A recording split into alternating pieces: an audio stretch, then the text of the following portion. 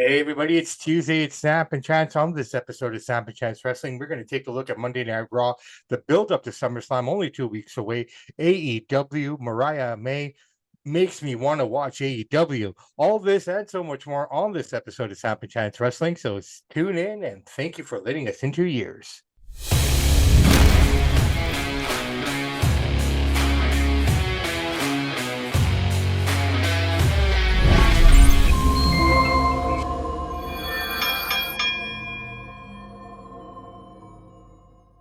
Hey everybody, welcome back to another episode of Samp&Chance Wrestling. I'm your host, Bobby Sampson, joined as always, my man with the master plan, Mr. Chance Michaels. Mr. Michaels, how are you, brother? Feeling pretty good. How about yourself? Can't complain, man. I'm revitalized. I feel great. Had a nice little weekend away with the family. It was good, man. I take for granted how close we are to a place like Whistler where people will pay thousands upon thousands of dollars just to come here from all over the world. Yeah. And I'm an hour away. So and just the scenery, man. Oh my God. I know why this place is the most expensive place, one of the most expensive places to live in the world. It stays like that with that type of scenery. I think that's what we're actually paying for. It's nothing else here. The weather. Yeah. Speaking of the weather, things are starting to heat up in the world of pro wrestling as we're approaching SummerSlam here. And things are heating up over in AEW. Which way should we go first? WWE or AEW, my friend? Let's start with WWE. All right, man. So here we are, 2 weeks away from SummerSlam. Things are pretty coming together nicely now. Now we have a pretty solid base for the card, which I think now they have about 2 to 3 weeks to work off of to really build it up. So we got Damian Priest of Gunther. We already knew that coming out of King of the Ring, Gunther's side of it, anyways. So that's the world heavyweight title right there, which is an interesting piece on its own. On the other side, now Cody versus Solo is going to probably go down, which is, well, not probably, it's going to happen. Both women's titles are pretty much spoken for. We have Nia taking on Bailey, and I believe we will have. Do we have the women's match yet on the other side? But man, I'm telling you right now, last night's Raw was a steaming pile of crap. One of the worst Raw that I can remember seeing in recent memory. It was so garbage and so bad, and I got to get into why I'm saying that. First of all, we have Damian Priest, the heavyweight champion. He's fighting Braun Strowman, not the main event, middle of the card. What was the main event? An Intercontinental Championship match. Sami Zayn against Dragunov, who I always say Shawn Michaels' boy. Shawn Michaels and Triple H work together. They're going to make you wait 3 hours. Well, nobody's going to sit through that crap for 3 hours, but technically 3 hours to watch that as the main event. You're totally watering down your heavyweight belt when you're putting Sami Zayn, who looks like a freaking landscaper, pale, out of shape guy as your main event. It's just so bad. And another thing I got to point out, Bo Dallas taking that beat down for, 5 to 10 minutes before the Wyatt Six come out. You are a new, fresh crew, and you're letting your leader get beat up for 5 to 10 minutes before you guys make an appearance. Just absolutely terrible stuff. What they're doing to Sheamus is terrible. It is one of the worst ones that I've ever seen in recent memory. I'm sure if I went back years, I could find one that was worse, but that was absolutely a steaming pile of crap. Thank God for the home run derby because I ended up watching Raw a little bit this morning, a little bit last night to watch it all for the show. Absolute horrible writing, horrible booking, amateur hour at its finest. It was a steaming pile of crap. How to say it? It was just I just couldn't take it. It's just Hey, you see it every so week, bad though, the way bro. they book it. It's just like You see it every week.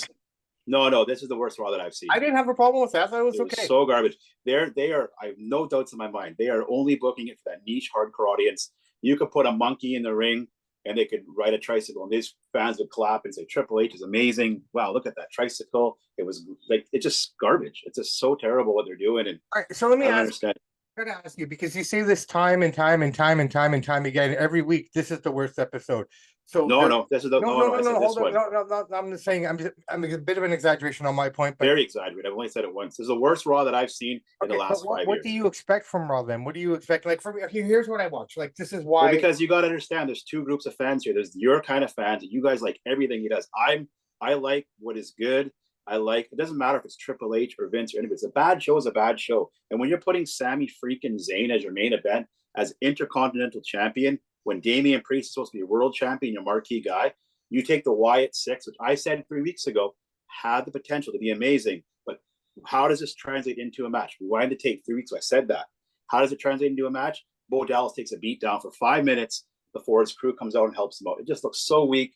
They've lost the it factor or the mystique of the Wyatt Six now, and they're just turning it back to a bunch of regular jobbers, Rowan and Bo. It's just so terrible. The writing and the booking is just, it's so indie, and I guess that's what they're going for, but they don't seem to even try anymore.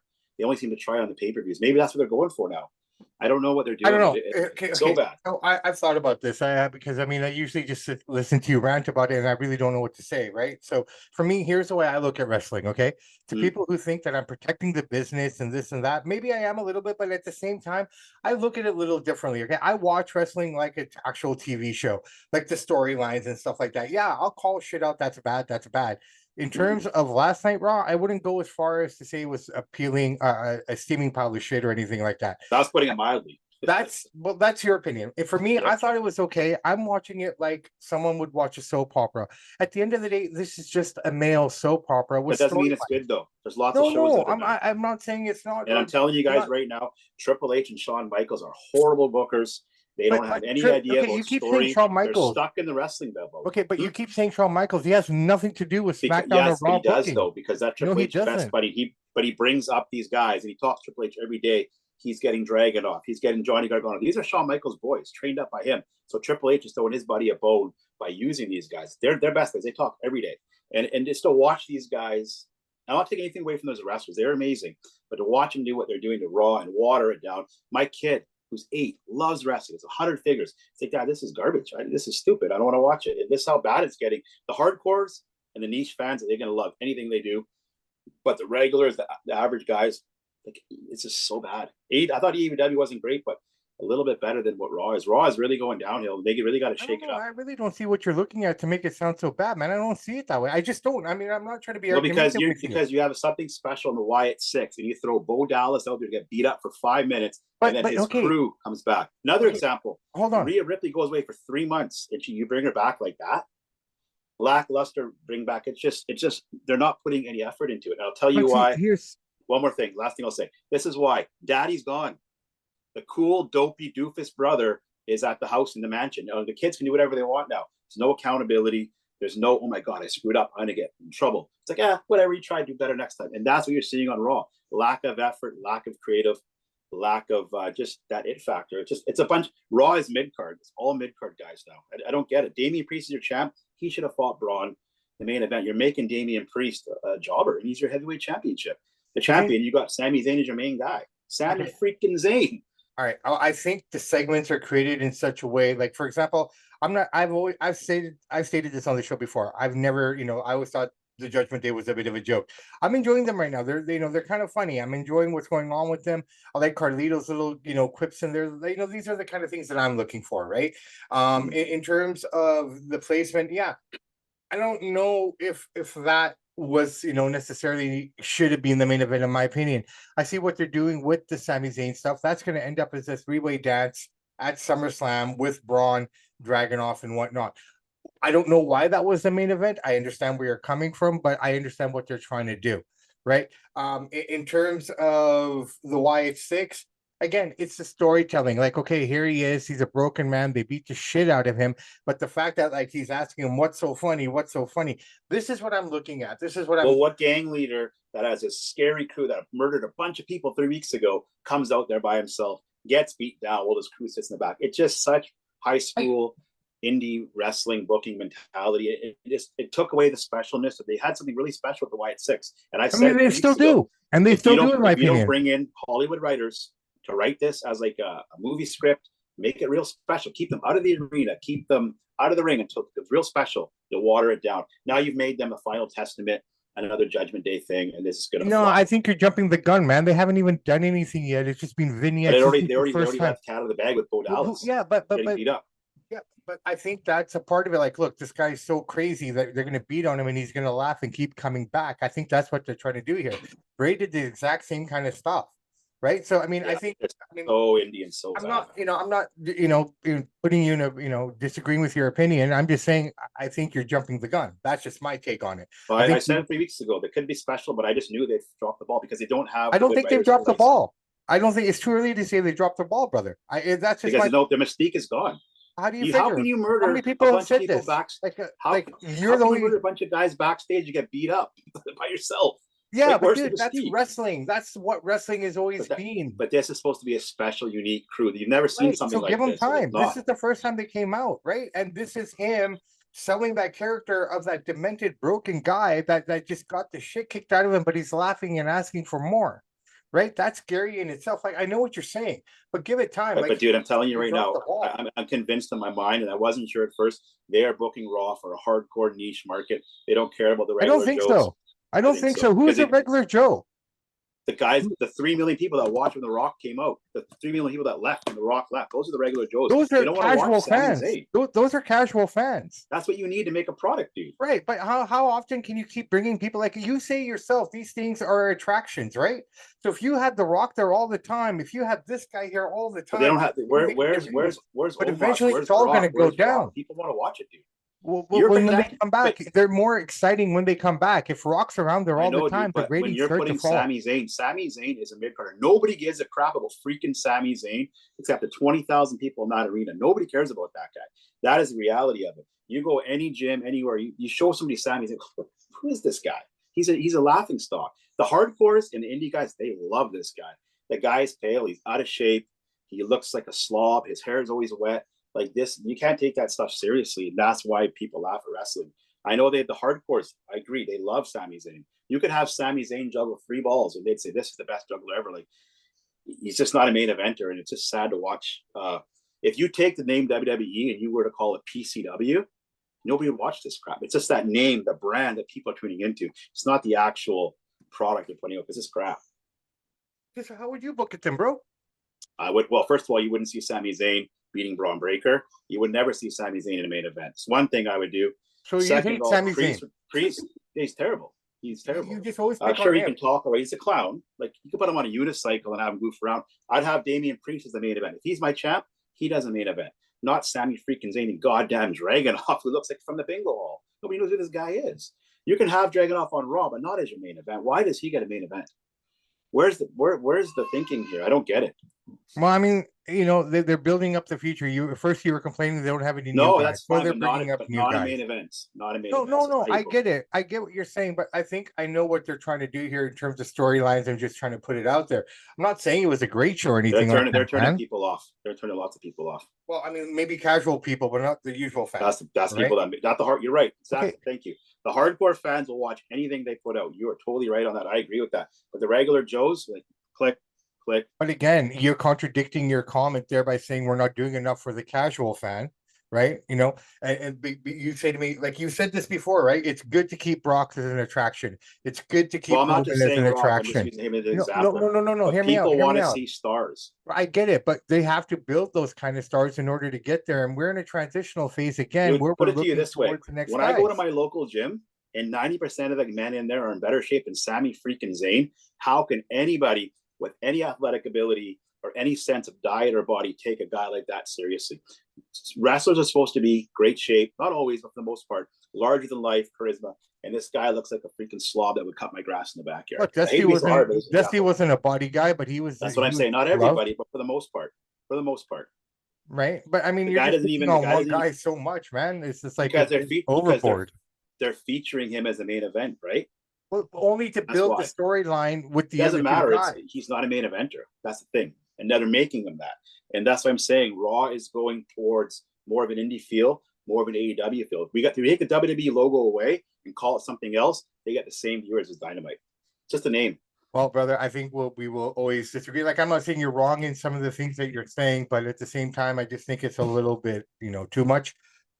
Like I said, I mean, I see what you're saying. I get it, but I think it's that's makes the show good because I'm coming from the casual perspective. You're coming from the hardcore fans that you're gonna like everything that Triple H does. Me, I don't care who it is. No. You can't say that. You can't. Look at my name.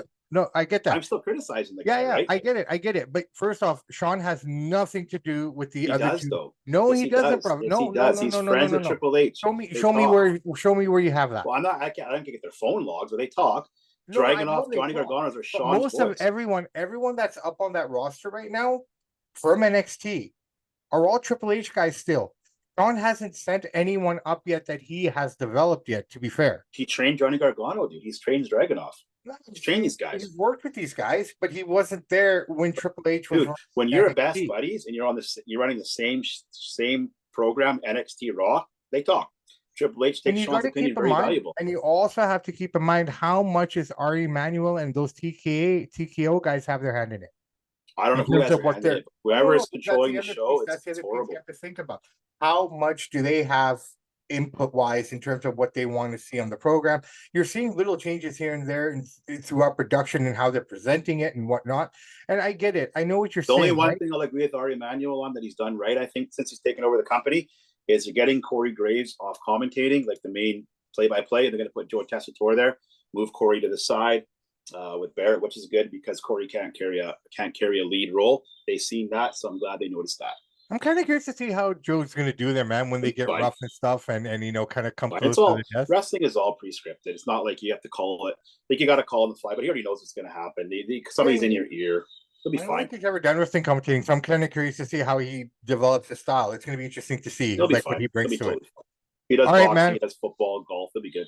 Yeah. All right, AEW Dynamite. I mean, it was an okay show. I enjoyed it. I had no problem. I'm getting more and more into the Osprey, Swerve, and MJF kind of angle. These three are kind of coming together. I don't know how they're going to play out. But the highlight of the night for me was Mariah May. I know you're not big on that side of it, but man, that beatdown that she gave Tony Storm at the end of that show, that was unreal. Like maybe it was unique and maybe it's fresh because you never see girls show that kind of color. And like Yeah, it was good. She kicked the crap out of her. she kicked the crap out of her. She kicked the crap out of the guy, her little maid waiter guy that's always with her as well. Like, but just the expressions, all of it, like that makes me want to tune in tomorrow. It was I good. It was want a good segment. For right. me, what stood out for AEW was the 2 weeks in a row. I've said it. I never usually say this. Daniel Bryan, I think, for 2 weeks in a row, has had the match of the week on just counting Raw, SmackDown, Collision when he went against Hangman Page, and I was impressed with Hangman. He hung in there pretty well. And Yeah, now, Daniel Bryan is out wrestling, I think, pretty much everybody in all the main shows right now. He's going pretty hard. I'm gonna ask you this question. Thank you for bringing up Daniel Bryan. I was reading an article somewhere. I never got through the whole thing, but I got through a little bit of it. Daniel Bryan, huge superstar before he came into AEW, correct? Yep. Yeah, he built that star power up. Do you feel that he's lost a lot of that star power since he's been over there in AEW? And because according to this article, this particular author was saying that moving over, he carried that star power over, but because of the reach of AEW and the way people's minds work, they quick to forget these guys and what have you. Like, oh, whatever happened to so and so? But he's never stopped wrestling. He's just on AEW. But because they don't have that pull that he would have had from the WWE side, that his star power is completely gone down. Do you agree with that? Totally agree with that because nobody watches AEW. He's putting on great matches. Yeah. He worked like right now, I think the last 2 weeks in a row against Pac and then Hangman Page. He's out. He's beat everybody in WWE and everybody AEW as far as in-ring matches go. But nobody watches AEW. When 700,000 people watch you, how can you be a star? When more people are watching Wheel of Fortune and American Pickers, well, who knows that you're a star anymore? The hardcores are watching them, but I totally agree with that article. He's spot on, 100%. You think that it would? And by the way, I got to give Daniel Bryan credit. One thing, I always keep forgetting to say this: when he does his kicks, he does actual real Muay Thai kicks. He turns his head and he goes like this. When some of these wrestlers they kick, they don't know how to kick or punch. When he's actually kicking, he's turning his body and he's going like this. And he's doing an actual real Muay Thai kick. So you can tell that we know he does jiu-jitsu, but he's definitely studying Muay Thai by the way he kicks and punches. He's trying to make it as authentic as possible, bring some realism to it. So I got to give him credit on that. It's pretty good how he does his kicks. Fair enough. Yeah, no, I mean, overall, like the last couple of weeks, I haven't had a problem with the show at all. I mean, it doesn't leave me wanting to come back, to be fair. This is the first time in a long time where I watch, I'm like, whoa, I gotta tune in this Wednesday. And remember last Tuesday, we were talking about that, right? Like that's the one thing AEW doesn't do enough is leave you with that cliffhanger. We talked about that because we were talking about Mommy coming back and saying, yeah, I'm excited for Raw this week. Yesterday because Mommy's back. What is she gonna do? Yeah, they could have probably done a little bit of a better job, but I like what they're doing. They're making it look funny. They're making Dom look like a lost little puppy. He's scared out of his head. Um, you can see that they're really like the baby face turn of Rhea and Damian Priest are very evident, right? I Mm-hmm. mean, Let's find out. Yeah. it's happening more and more. You can see it in their matches, even against Braun, even in the interaction that they had backstage with Dom and Jey Uso. You know, you're seeing these two are going to turn. Now, is it going to be those two against the rest of the Judgment Day down the road? I don't know, but you can see little looks from Finn Balor out of the side of his eye, so I like that a lot. Mommy's return, I didn't, I get it. I know what you're saying. It was a little bit lackluster, but I didn't know how much you could do with her as well yet either, right? Like, you kind of ease her into it. I understand what you're saying though. But do you find, like, back to the AEW stuff, like if you were such a megastar in WWE and you've spent this much time in AEW, do you think that hurts your credibility going back in terms of a big payday? Not so much of the fan reaction or people, oh, great, you're back, but in turn of the financial, because you don't carry that name anymore. So leaving WWE, does that hurt you then coming back if you're in a company like Maybe a that? guy like Hangman Page, who's always been a mid card rep. That's not a guy like Daniel Bryan. And I don't think he'll ever do another match in WWE. He might come back in some sort of different role, but he's still putting on good matches, even though he Yeah, probably shouldn't be wrestling. he's injured his But head. Daniel Bryan, I've always said it before, he is an AEW guy. He looks like an indie guy. He wrestled like an indie guy. He is an AEW guy through and through. Like, it's a perfect spot for him. It's a little less pressure. It's a little less demanding. He's got probably more say in how things go. You don't get any of that kind of say when Vinnie Mac was there. So I think this is a perfect spot for him. But he could always come back and make a good buck. He's one of those few guys that could. Him and Edge, Jericho, but not guys like Hangman Page and them. No way. Fair enough. All right, brother man. I tell you what, we've argued, we've laughed, we cheered, I don't think, no, we didn't cry, but we did a lot of other things here, man. Um, just so you know, I agree with a lot of what you say. I get where you're coming from, but I also see what they're trying to do as well, which makes for great content for us, man. Because I mean, What's good about the show, right? You have yeah, two different perspectives coming at it, and if we didn't have different perspectives, then it'd be kind of a it'd be boring, kind of boring, boring kind show. of boring.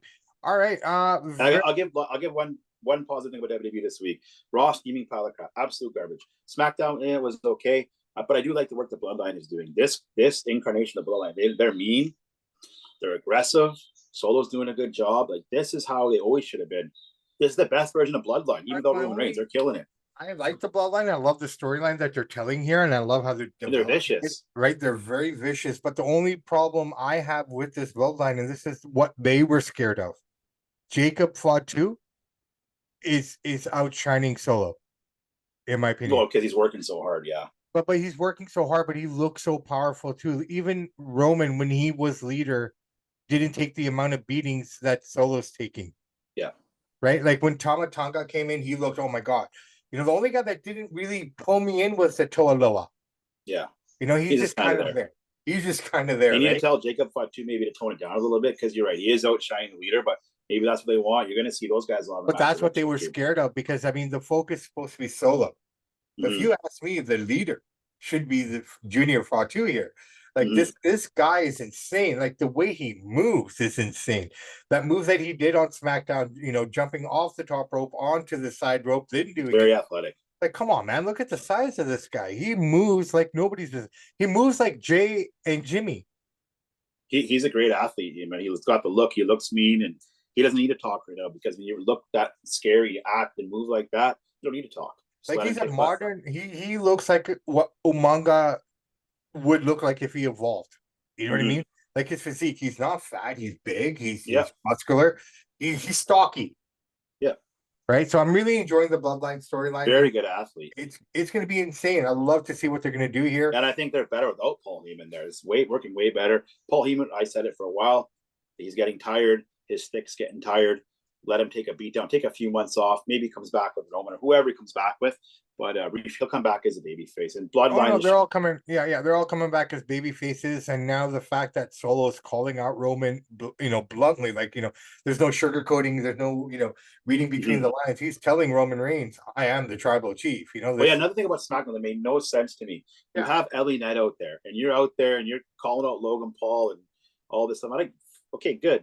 He's not even in the building, man. Why are you throwing him out there to call? No, Logan's not even there. I think that was a wasted segment. Because again, we live in a world of short attention spans, and just to keep the storyline going, right? No, So I get it, but throw Logan on the big screen or something. no, I get it, but this is the thing. Do you want him there every week, like you say yourself, right? No, I don't want Logan there. But that's why I'm saying wasted segment. Don't even do that segment. Oh no, I don't think it was a wasted segment. I think it just needs just to keep people aware of what's going on. Like I said, we live in a short attention span world, right? Yeah, I mean, no, I get it. It's short content, and you forget shit really quick. I mean, people will forget something really bad happens, and then a month later, it's gone out of their mind completely, right? Mm-hmm. But anyways, that's going to be a good match, though. Logan Paul, they're going to tear the house down. All right, very quickly before we leave here, congratulations to Spain. They broke my heart again, and Copa America. I told you, dude. England is. No, they played okay. The Leafs and Cowboys, they choked, and that was a pathetic performance by Harry Kane. You need to hustle your butt out there, dude. I got guys in my beer league that'll hustle you. I get it. You're not the most fit guy. Yeah. This is the Euro final.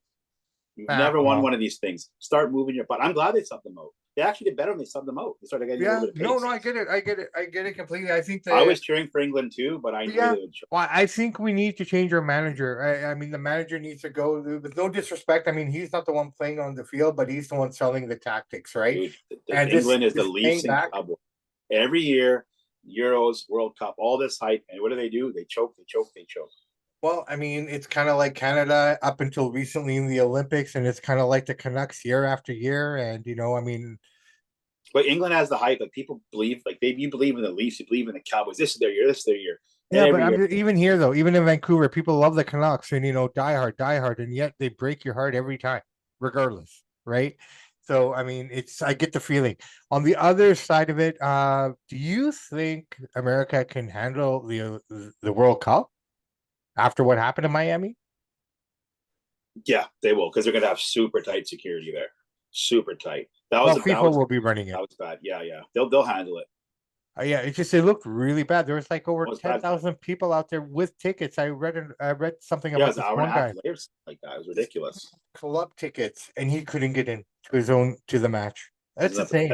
Bad job in Miami at the Hard Rock there. They got to do a better job than that. Congratulations, Argentina. Messi's ankle. Wow, that looked crazy. What a time for Messi, dude. World Cup, Copa America. Back-to-back three. He's done the triple, man. Copa America, World Cup, Copa America. I think he'll play in the World Cup in 2026. I think he'll hang on. Well, this is the last one, and he's living in North America now, so I mean, it's not that bad for him, right? Yeah. Even if he comes on. All right, Ronaldo's coming to MLS too. He said he's going to make a deal. He doesn't like living in Saudi Arabia. Well, no, he lives in Miami. He plays for Miami. No, but he has to play over there, though. He doesn't like it over there. It's really strict there, right? In Miami? No, Ronaldo. Oh, Ronaldo. I thought you were talking about Ronaldo's going to come to the MLS. Okay, cool. Where, Miami? He hasn't said yet, but he doesn't like living in Saudi, right?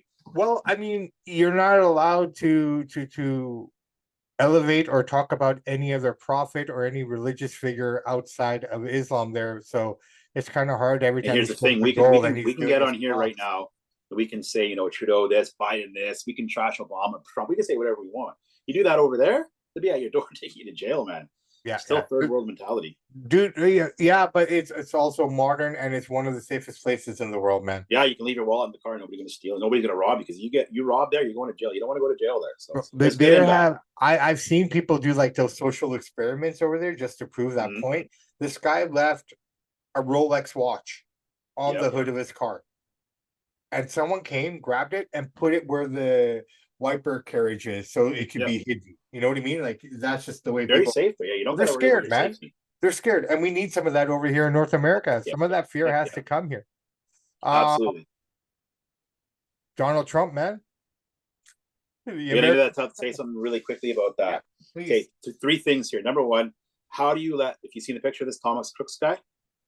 I've not. Yeah, he looks kind of dopey, right? Yeah. Okay, so there you go. He's not all there. Okay. Yeah. So how do you go to a presidential rally 150 yards away?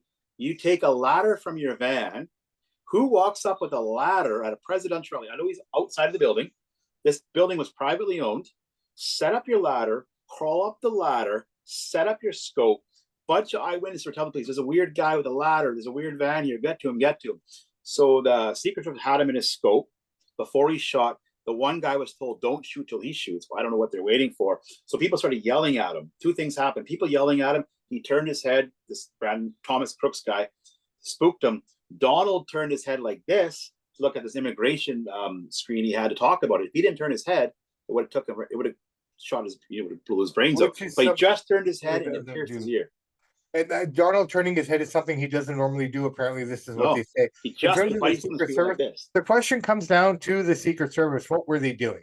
Right? Like, well, they're saying they're supposed to work with law enforcement. Everybody, how is that building unsecure 150 yards away? A month before this rally even happened, the Secret Service was there. They recognized that building was there. They knew about that building was there. They knew, and they had all their guys set up all over the place.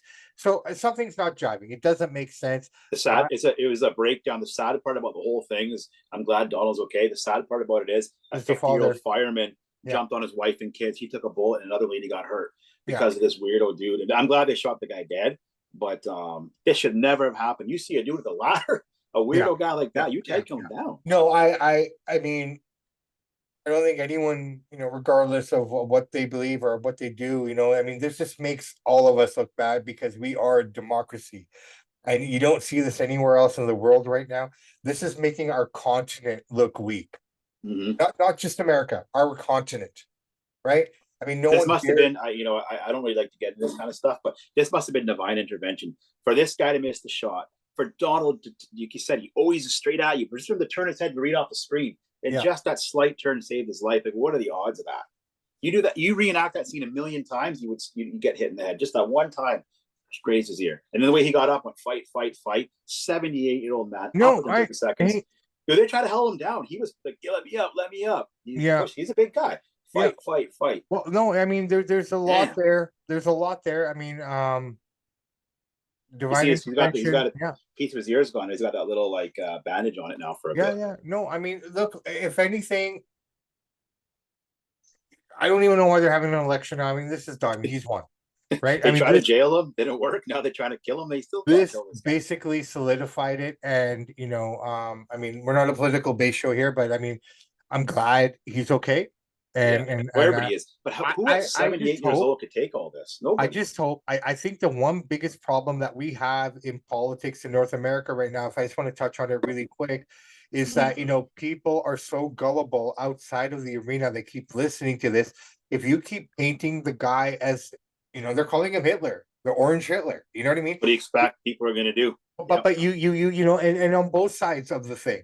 Biden shouldn't be saying things Biden just said, let's put a bullseye on him. Right. But that before that happened. No, he didn't mean kill him, but a weirdo would take it the wrong way, right? Exactly. And we live in a world where people are stupid to listen to that as gospel and make that a reality. And that's on both sides. So what I really, really hope here now, especially Donald Trump, because he's no saint on this either. I like the guy. I like but I don't down dirty. Yeah. Right. But that's exactly what's led up to this. Both sides are just playing so dirty, like Donald mocking handicapped people. Yeah, I get it. You shouldn't be doing that at that level. Making fun of people, calling people out, being rude, being disrespectful. And this is on both sides of the party lines. These guys need to tone it down and make it about politics again and not taking jabs. And I really hope Donald, tones it down a little bit. I don't want him to be weak. He needs to be strong. North America, and I'm saying North America because I don't think we have anything left in our country. Until this Pancho fucking gets out of our system, right? Like I went a little ethnic there on you. Until he's gone, the only hope we have for North America Big Don is Donald Trump, because I don't want him to become weak. I want him to be strong, but I want him to have a bit more decorum about how he approaches things and the way he says things. Both sides say they'll tone it down. That'll last a few days, and they're going to be right back at it. No, I get it, but I mean, I hope this opens people's eyes to like how stupid everyone around us is. Apparently, this guy was a Republican too, from what I understand. I don't know. They said he was like a loner kid, a quiet kid. He worked at some vitamin store or something. He took the gun. His dad had a gun, which he bought legally in 2015. Parents were gone. His parents are social workers. He grabbed the gun, went to the rally, had a van. In his van, there was some explosives. Yeah. How does you let this guy get on the roof? You should have shot him. As soon as he climbed up the ladder with a gun, you shoot him dead. It just doesn't make any sense. And again, we live in an age of social media where everyone's got videos, right? So the Mm, fact that they're videotaping this guy setting up and everyone's yelling at them, and shoot still him. Secret Service isn't doing anything. I know. Because they But had like sniper everyone, teams on the roof around the rally. Why didn't they shoot him down? all around Yeah. it, but no one did nothing, and I believe to your point on Piers Morgan, I heard one guy, they asked that question, like, why didn't they do something right away? Those guys, those other snipers, the counter snipers, won't take the shot unless they're 100% sure. They didn't know if this Mhm. guy had a camera. They didn't want to shoot the guy and A then regular innocent. Yeah. and find out after the fact that he was just some guy who wanted a better view. Hmm. You know what I mean? So that's what he was saying. I don't know. All right, brother man, we got to wrap it up Crazy. here. This has been a really fun show. I really Yeah. enjoyed. And hey, I heard Good. Donald Trump endorsed our show. Yeah, he did. He did. Yeah. I'm That was looking good. forward to that. I'm going to put that up here today as well, as long with the podcast. So, guys and girls, we got some great content coming up this week. Remember, Chance's top 5 is back in effect. Holidays are over. We got that coming up this week as well. And we're going to unleash a new thing this week as well, if not early next week. Samp's FU of the week. It'll That was gonna be be fun. It'll be a moment within the boxing world. I'm trying to keep it as close to up to date as possible, but not every week is going to give us an FU week, FU moment of the week. So we're gonna try to build up on that. So that's basically, you'll see it when you see it, but look out for that It'll be one fun. as well. So guys and gals, I am Bobby Sampson. He is Mr. Chance Michaels. And in the words of the great ACDC, those that download, like, and subscribe to the podcast, we salute you. We do salute you, guys and girls. Remember, do the things that will change your life. Do not do anything that will justify your life. Guys, just work hard, work hard, work hard. God will support you, but He wants you to work as well. Yeah. Nothing is free. Samp Yeah. and Chance are out.